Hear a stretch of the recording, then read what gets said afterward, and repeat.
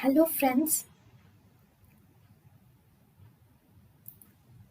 welcome to Creative Medicine. In this lecture, we will learn about. Hello friends, identify the instrument. So what is this?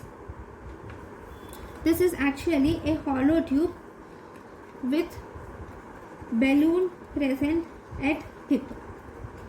It is a hollow tube with balloon present at tip. So what is this?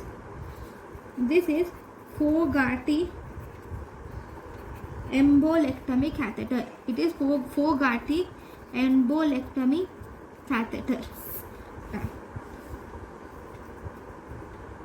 So what is the use of it?